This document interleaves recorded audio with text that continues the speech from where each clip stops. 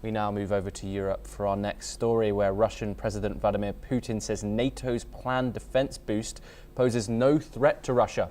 He insists Moscow is fully capable of defending itself and continues to modernize its armed forces. Putin made the comments ahead of a NATO summit where allies may raise defense spending to 5% of GDP. He says this spending is unnecessary and won't alter the military balance. Let's take a listen in to his full statement talking about NATO. Чего бы НАТО ни делало, конечно, это создает определенные угрозы, но мы купируем все эти угрозы, которые будут возникать. Здесь нет никаких сомнений. В этом смысле любые перевооружения и увеличение бюджетов до 5% от ВВП стран НАТО не имеют никакого смысла.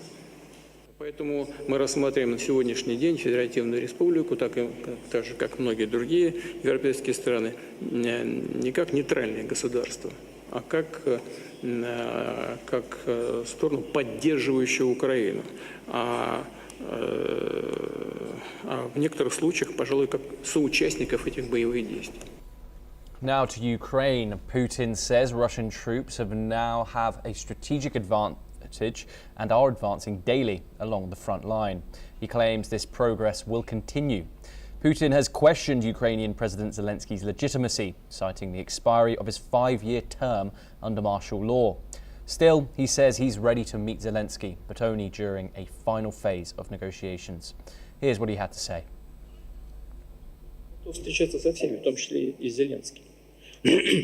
Да, вопрос не в этом. Если украинское государство доверяет кому-то вести переговоры, ради бога, пускай это будет Зеленский. Вопрос не в этом. Вопрос, кто будет подписывать документ. Я даже готов встречаться. Но если это будет какой-то завершающий этап, чтобы не сидеть там и что-то делить бесконечно, так, а поставить точку. Но точку надо, подпись должна стоять легитимных властей. Meanwhile, Russia continues to reject Ukraine's terms for peace and demands more territory and security guarantees. Kyiv calls these demands unacceptable and accuses Moscow of prolonging the war deliberately.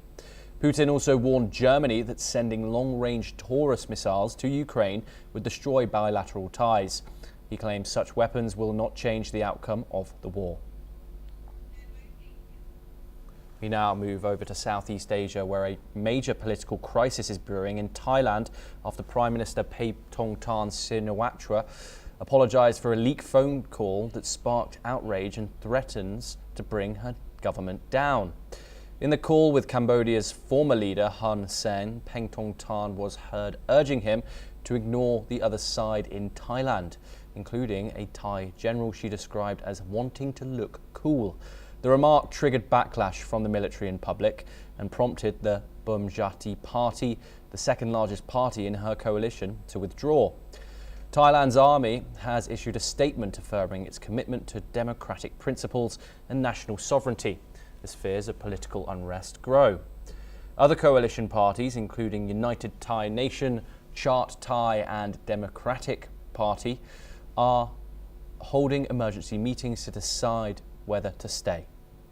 If they leave, Paetongtarn would be left with a minority government.